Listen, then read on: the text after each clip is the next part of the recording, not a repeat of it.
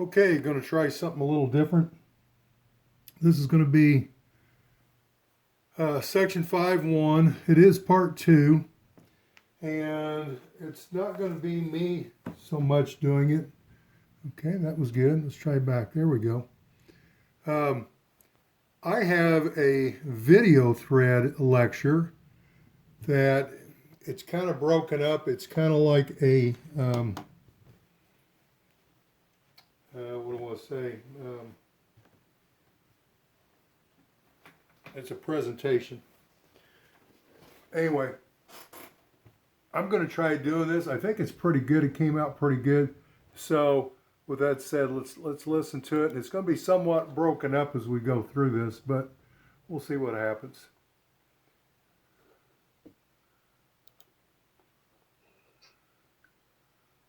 Okay, so the first thing is, what is a subset?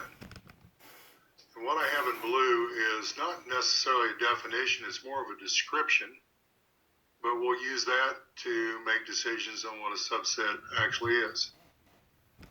So we would say set A is a subset of set B if every element of set A is also in set B. Check the very bottom part of that. Every element of set A is also in set B. When you read that, it said than what B is. In other words, it's a part of what B is.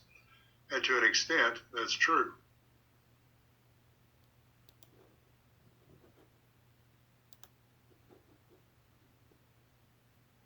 Okay, now this all makes sense when I give you a few examples, but before we get there, I want to give you a little notation. We'll get this part out. First one here, it'll say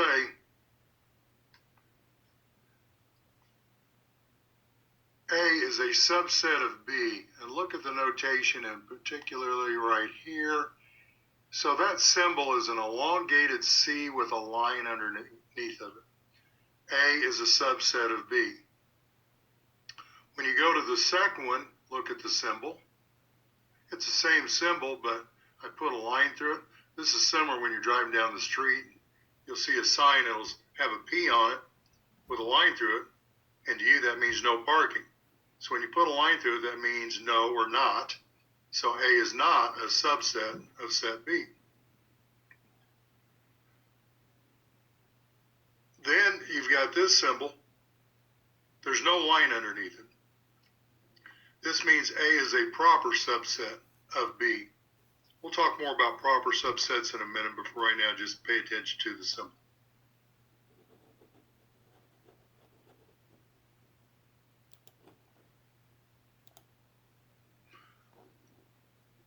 Okay, notation's out of the way.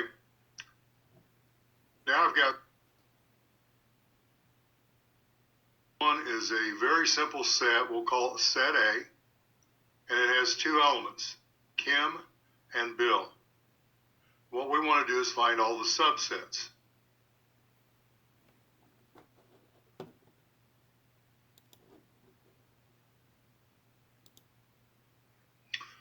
So I went ahead and put down the first two. You'll notice that I used K for Kim and B for Bill. In math, we're all about trying to shorten things down and abbreviate whenever we can. But if you'll notice what I did, I put the two one-element subsets. Kim is a one-element subset of Kim and Bill. Bill and Kim is also an element in set A, and every element in B is an element of Kim and Bill.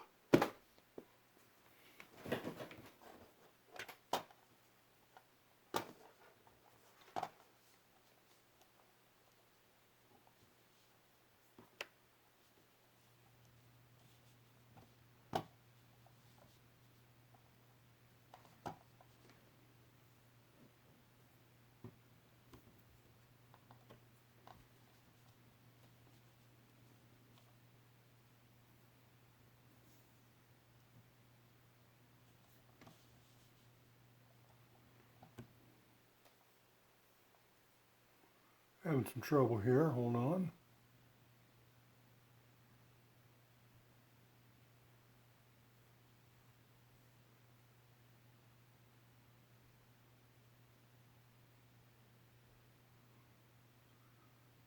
Okay, so at this point we have three subsets. And now we're going to add this one. This is a set whose elements are Kim and Bill. That's exactly the same as what we started with, Kim and Bill. Every set is a subset of itself. So we had the empty set, that's always a subset. And the set itself, that's always a subset. And then the trick's coming up with all the other ones in between. Keeping organized is important because if you're trying to come up with all the subsets, it's very easy as they get harder that you leave one out. So one of the things I do is I organize things. Like in the first column here, that's all my 0 element subsets, meaning those are the subsets with 0 elements. The second column is all my 1 element subsets, meaning the subsets that have exactly 1 element. And then the third column, that's all your 2 element subsets. So when you put it all together, that was a total of 4 subsets.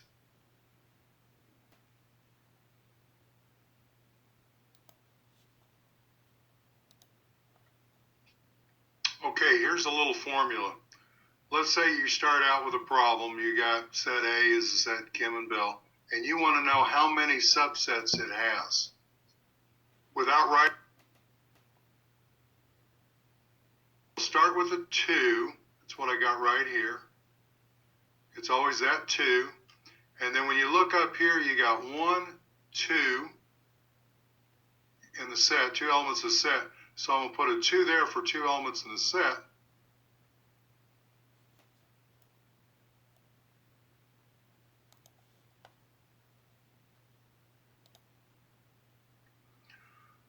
So you've got 2 squared. 2 squared means you're going to take 2 times 2.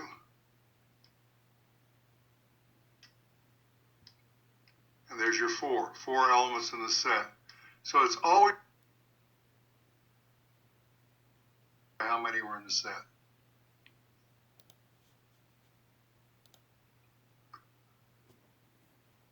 So you 4 subsets. This guy is an improper subset. These would be proper subsets.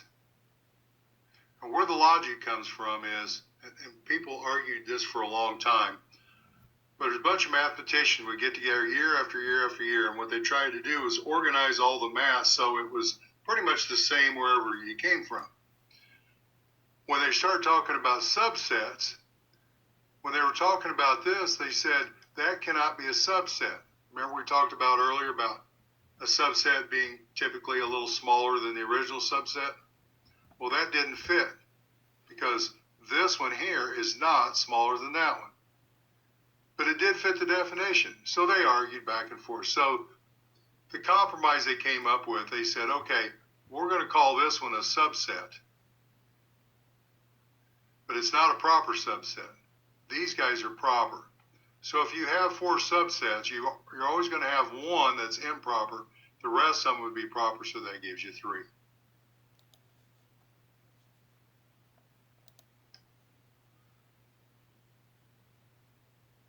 So if I just gave you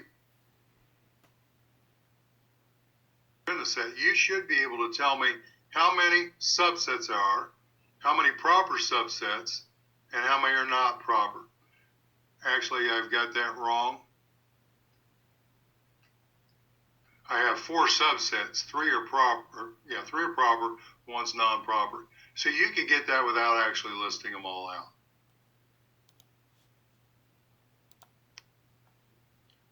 Okay, let's go to example 2. So we want to find all the subsets for set B, where B is equal to A, B, and C. 3 elements. The last one only had 2. This has 3, so you're going to have.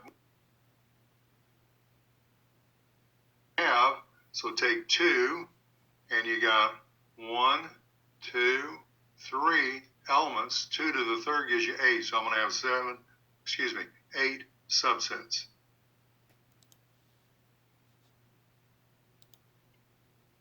Okay, so where do you start? I always start with the smallest one, right there, the empty set. That represents your subset with 0 elements.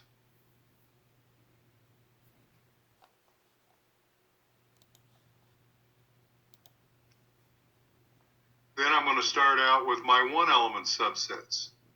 So I've got set A, actually the set whose only element.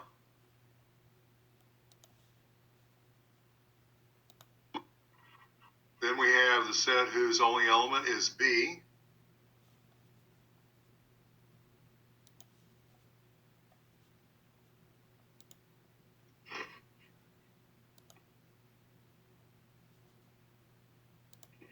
To that, we add the subset whose only element is C.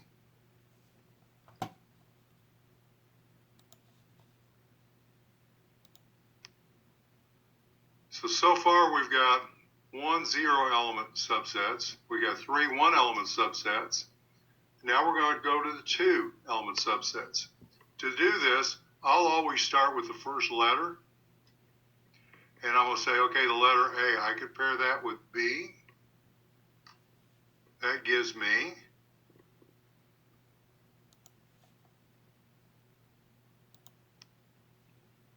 okay, still working with the A. I paired A with B.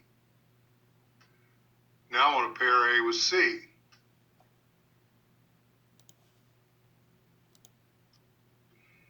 So I have AB and I have AC. At this point, I paired A with everything. So we're done with A. Go to the next layer, which is B. You can pair B with C.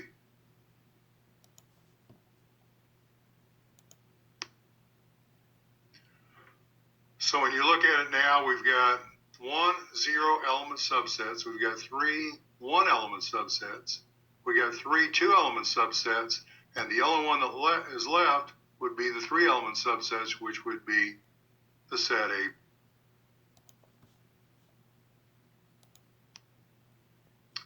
And there's our 8 subsets. Count them off. I got 1, 2, 3, 4, 5, 6, 7, 8. And when you think back, how many did you expect?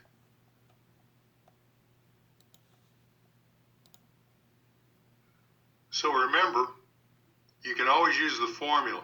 It's always the 2 here. The 3 comes from knowing we've got 1, 2, 3 elements, so it's 2 to the third. So down here, I'm going to take 2 times 2 times 2. 2 times 2 is 4, times another 2 is 8. So I should have came up with 8 altogether. 8 subsets.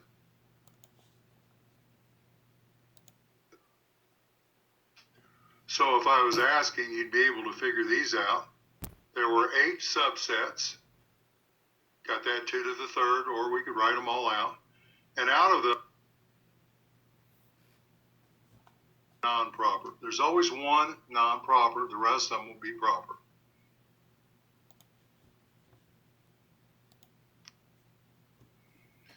Example 3. We want to find all the subsets of set C, where C is equal to a set whose elements are 1, 2, 3, and 4. So you have 4 elements. Now kind of looking ahead, if you take that 2 and raise it to the 4th, that's 2 times 2 times 2 times 2. It's a factor of 4 times. 2 times 2 is 4, 4 times 2 is 8, and 8 times 2 is 16. So I'm going to come up with 16 subsets.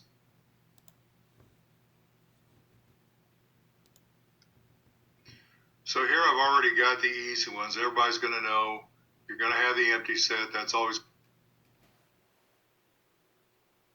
one element subset, one for each one of those. And then we're going to start doing the 2 element subset. So I compare 1 with 2, 1 with 3, 1 with 4.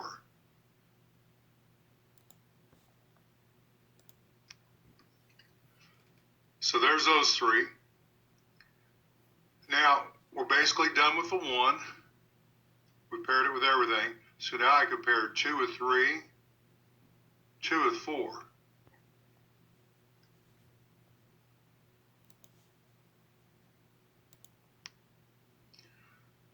Okay, so I had 1 and 2, 1 and 3, 1 and 4. Yes, because I'm done with these guys. Now I go to 3, I'm going to pair 3 with 4.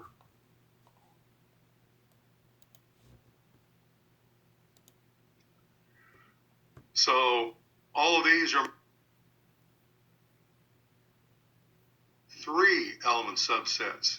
So on this one, I usually pair the 1 and 2 together. I can pair those with 3. I can pair them with 4.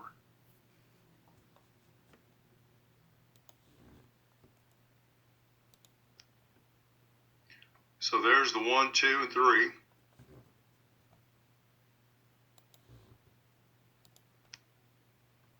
And now I added the 1, 2, and 4.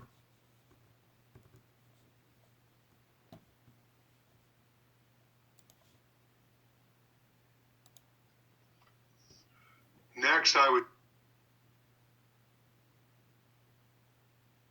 gives you 1, 3, and 4 right here.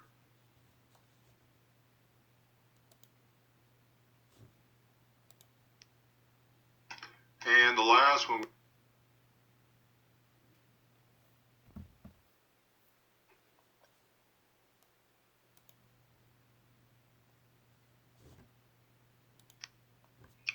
okay, so take a look.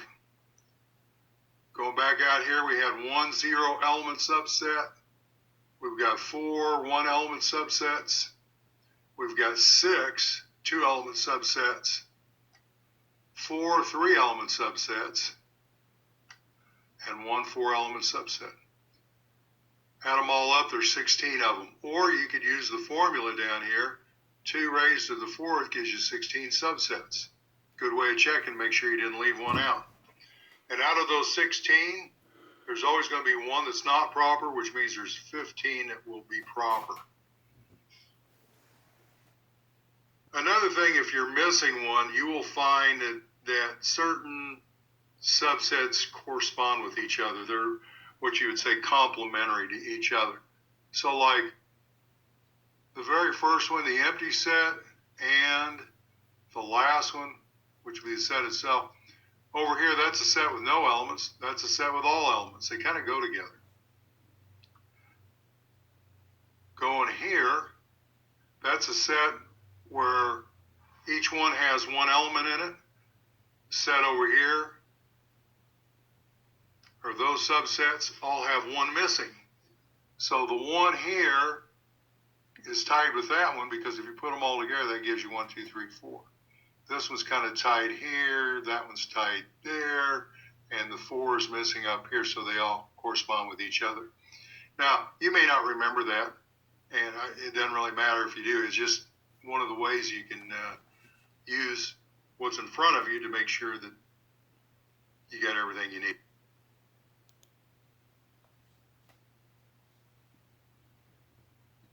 Okay, that finishes our lecture on subsets, which is part 2.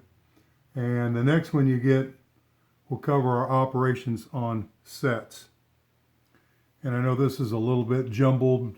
Sometimes the voice phased out a little bit, but I think it was good enough for you to see. And I thought you could tell it was, first of all, it's neater than what I would write, so that helps out.